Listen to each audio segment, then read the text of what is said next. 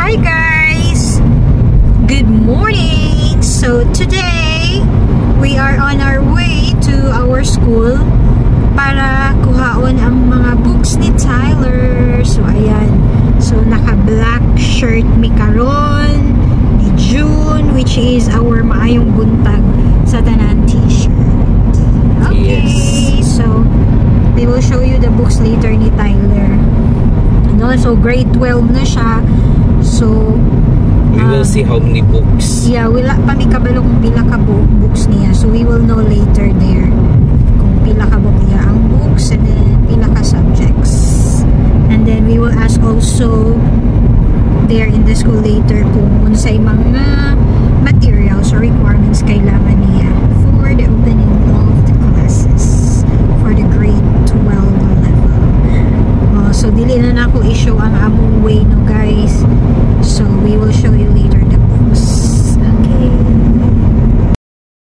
So mao ni among school guys, Philippine School Doha.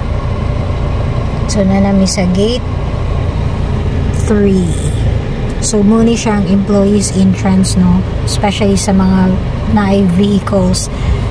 Pero sa mga estudyante o sa other employees dito sa gate 4. So this is it.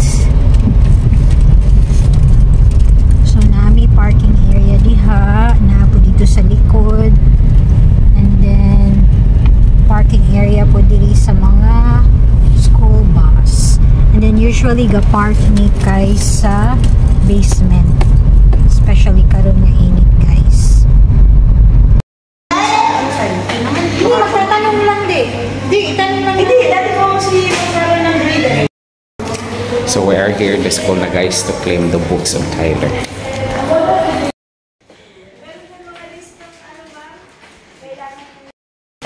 So pupunta na kami sa supplies. Baka mamaya bali yung binili mo. Ayun nga pa. Thank you. Baka mali. Busy ang mga kasama guys. Ito po yung Halak mag-isa lang dinuro pala ni Sarjan. So after mag-claim ng mga books, duman muna kami dito sa McDo Alto Mama guys. So let's go. Kasama si Crizel, Sir Jam at saka si Ma'am Eden. Tara.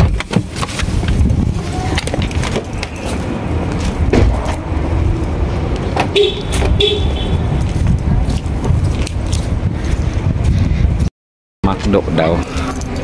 McDo is life.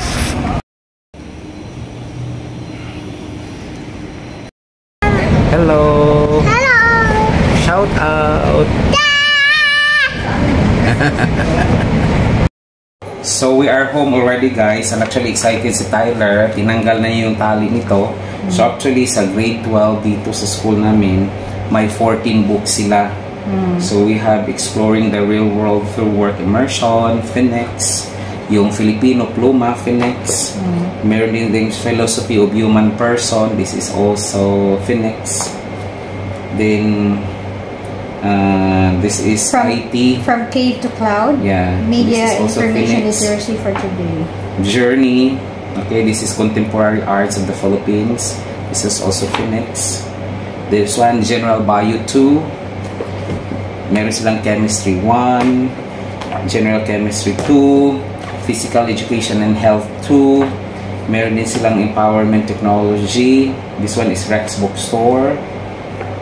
And then E-Math, Rex Bookstore. General Physics 1, Rex Bookstore. General Physics 2, Rex Bookstore. And then Basic Calculus.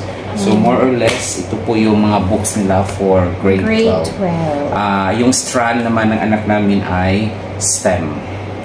So, yun lang.